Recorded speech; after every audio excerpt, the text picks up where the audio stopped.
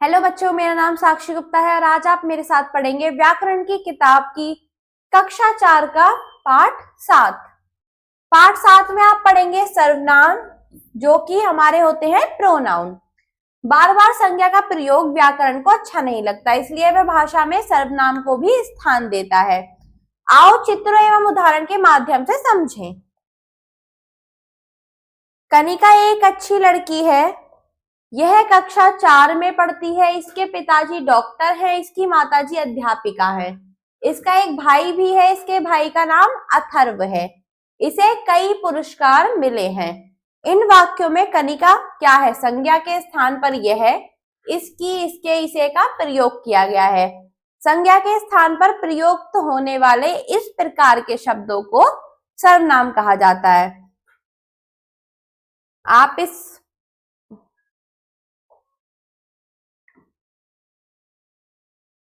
सर्वनाम की परिभाषा को लर्न कर लेंगे।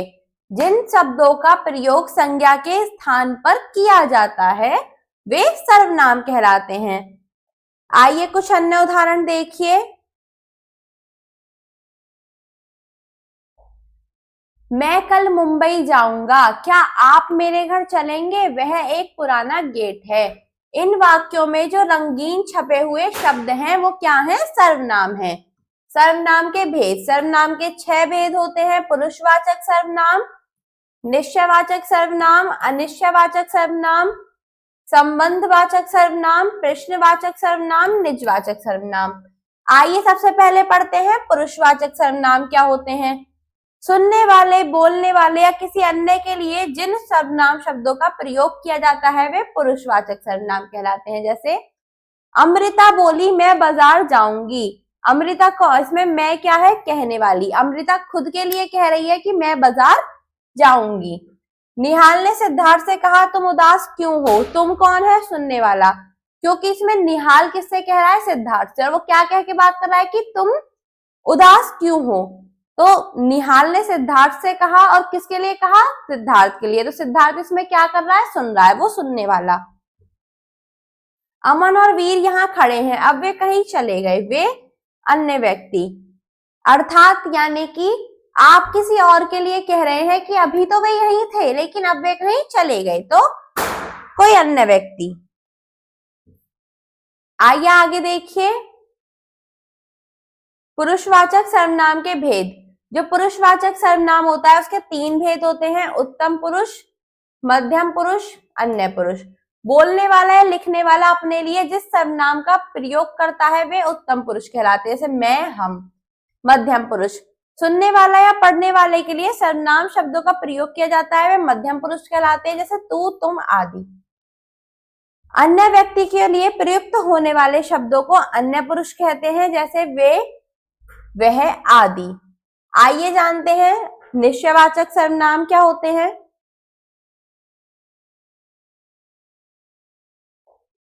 निश्चयवाचक सर्वनाम जिन सर्वनाम शब्दों का प्रयोग निश्चित व्यक्ति या वस्तु की ओर संकेत करने के लिए किया जाता है उन्हें निश्चयवाचक सर्वनाम कहते हैं। जैसे यह मेरी पुस्तक नहीं है, ये तुम्हारे कपड़े हैं। इन वाक्यों में यह और ये निश्चयवाचक सर्वनाम है, यानी कि पुस्तक के बारे में बात हो रही है, पता है कि यह पुस्तक मेरी नहीं है। अब देखिए अनिश्चयवाचक। जिन सर्वनाम शब्दों से किसी निश्चित व्यक्ति या वस्तु का बोध नहीं होता है उन्हें अनिश्चयवाचक कहते हैं। निश्चयवाचक और अनिश्चयवाचक, इन दोनों में बस एक थोड़ा सा अंतर होता है कि निश्चयवाचक सर्वनाम जो होते हैं उसमें हमें पता होता है कि हम किस व्यक्ति या किस वस्तु के विषय में बात कर रहे हैं। लेकिन अनिश्चयवाचक सर्वनाम जो होते हैं उसमें हमें पता नहीं होता है कि हम किस व्यक्ति या किस वस्तु के विषय में बात कर रहे हैं। जैसे कोई बाहर खड़ा है, हमें नहीं पता कि कौन है लेकिन कोई है। पानी में कुछ पड़ा है। इन वाक्यों में कोई और कुछ अनिश्चयवाचक सर्वनाम कहते हैं। जैसे कोई और कुछ। संबंधवाचक सर्वनाम जो शब्द दो शब्दों या वाक्यों को जोड़कर उसमें संबंध बताते हैं उसमें उन्हें संबंधवाचक कहते हैं। जैसे जो, सो, जैसा आदि। जैसे जो जैसा करेगा वो वैसा भरेगा। जैसा और वैसा क्या है? संबंध। जिसकी लाठी उसकी भैंस, जिसकी और उसकी संबंध। इन वाक्यों में आए जैसा, वैसा, जिसकी, उसकी शब्द संबंधवाचक सर्वनाम है। आइए देखिए प्रश्नवाचक सर्वनाम। जिस सर्वनाम से किसी व्यक्ति या वस्तु के विषय में प्रश्न पूछा जाए वह प्रश्नवाचक सर्वनाम होते हैं, जैसे कौन, क्या, किसने आदि। बाहर कौन खड़ा है, क्या मैं अंदर आ सकता हूँ, यह गमला किसने तोड़ा। इन वाक्यों में कौन, क्या और किसने का प्रयोग प्रश्न पूछने के लिए किया गया है, प्रश्नवाचक सर्वनाम है। अगला और अंतिम है आपका निजवाचक सर्वनाम। जिस सर्वनाम का प्रयोग कर्ता के निज, स्वयं के अर्थ के लिए किया जाता है उसे निजवाचक कहते हैं, जैसे स्वयं, अपने आप, खुद आप। अपना काम मैं स्वयं ही करता हूं, वह अपने आप चला जाएगा। वचन के अनुसार सर्वनाम के रूप में भी परिवर्तन आता है, जैसे संज्ञा की तरह सर्वनाम के भी एक वचन बहुवचन होते हैं, जैसे मैं, हम। यह एक वचन होता है, उसका बहुवचन होता है ये।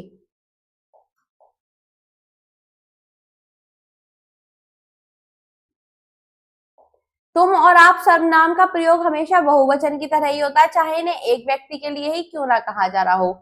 तुम परीक्षा में अव्वल आई हो, आप कहीं जा रहे थे, हमने सीखा। आइए जानते हैं हमने इस पाठ से क्या सीखा। जो शब्द संज्ञा शब्दों के स्थान पर प्रयोग किए जाते हैं वे सर्वनाम कहलाते हैं। सर्वनाम के 6 भेद होते हैं, पुरुषवाचक, निश्चयवाचक, अनिश्चयवाचक, प्रश्नवाचक, संबंधवाचक और निजवाचक। सर्वनाम शब्दों के भी एक वचन एवं बहुवचन होते हैं। आइए चलते हैं इसके अभ्यास पर। सबसे पहले चलते हैं मौखिक प्रश्न। सर्वनाम किसे कहते हैं? ऐसे शब्द जो संज्ञा के स्थान पर प्रयुक्त किए जाते हैं वो सर्वनाम कहलाते हैं। सर्वनाम के कितने भेद होते हैं? सर्वनाम के 6 भेद होते हैं, पुरुषवाचक, निश्चयवाचक, अनिश्चयवाचक, प्रश्नवाचक, संबंधवाचक और निजवाचक। सर्वनाम के भेदों के नाम मैंने अभी आपको बताए। निश्चयवाचक सर्वनाम और अनिश्चयवाचक सर्वनाम में क्या अंतर है ये भी मैंने आपको पाठ में बताया था कि निश्चयवाचक सर्वनाम और अनिश्चयवाचक सर्वनाम में छोटा सा अंतर होता है। जब हम निश्चयवाचक सर्वनाम के विषय में बात करते हैं तब हमें निश्चित व्यक्ति या वस्तु के विषय में पता होता है, लेकिन जब हम अनिश्चयवाचक सर्वनाम के विषय में बात करते हैं तब हमें किसी भी निश्चित व्यक्ति या किसी भी निश्चित वस्तु के विषय में पता नहीं होता है। निजवाचक सर्वनाम का उदाहरण, निजवाचक जो खुद के लिए प्रयोग किए जाए, जैसे स्वयं या अपने आप। आइए चलते हैं इसके लिखित प्रश्न पर। सही विकल्प पर निशान लगाइए। संज्ञा के स्थान पर प्रयोग होने वाले शब्द सर्वनाम। अपने लिए किस सर्वनाम का प्रयोग होता है? निजवाचक। जल में कुछ गिर गया, वाक्य किस सर्वनाम का उदाहरण है? अनिश्चयवाचक, क्योंकि इसमें आ रहा है कुछ, हमें नहीं पता कि क्या गिरा। जैसी करनी वैसी भरनी में कौन सा सर्वनाम है? निजवाचक, निश्चयवाचक, संबंधवाचक। तो जैसी और वैसी, तो इसमें कौन सा सर्वनाम हुआ? संबंधवाचक। आइए चलते हैं अगले प्रश्न पर। अगला प्रश्न है, निम्नलिखित कथनों के सामने सत्य अथवा असत्य लिखिए। तू मध्यम पुरुषवाचक सर्वनाम है, सत्य। कुछ अनिश्चयवाचक सर्वनाम है, असत्य। कौन निजवाचक सर्वनाम है, असत्य। कोई अनिश्चयवाचक सर्वनाम है, सत्य। जिसने संबंधवाचक सर्वनाम है, सत्य। निम्नलिखित वाक्यों में सर्वनाम शब्द छांटकर उसके भेद लिखिए। जीत अपना काम स्वयं करता है, अपना। इसमें आपका है निजवाचक सर्वनाम। किसी ने घड़ी तोड़ दी, किसी। और आपका भेद है अनिश्चयवाचक।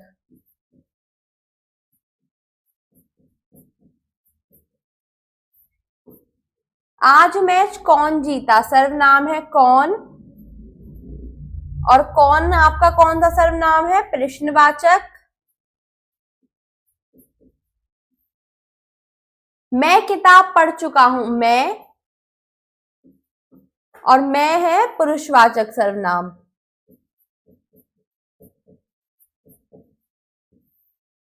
जैसा बोओगे वैसा काटोगे, जैसा और वैसा। क्या है ये? संबंधवाचक सर्वनाम।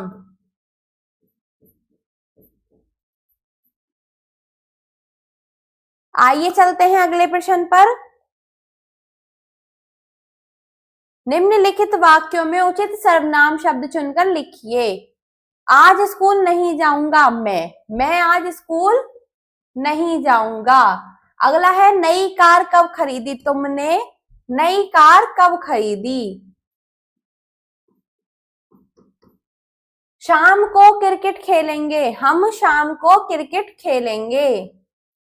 अंकिता की प्रशंसा करती रहती है, अंकिता खुद की प्रशंसा करती रहती है। मथुरा से लौटकर कब आओगे आप हमेशा बहुवचन में प्रयोग होता है।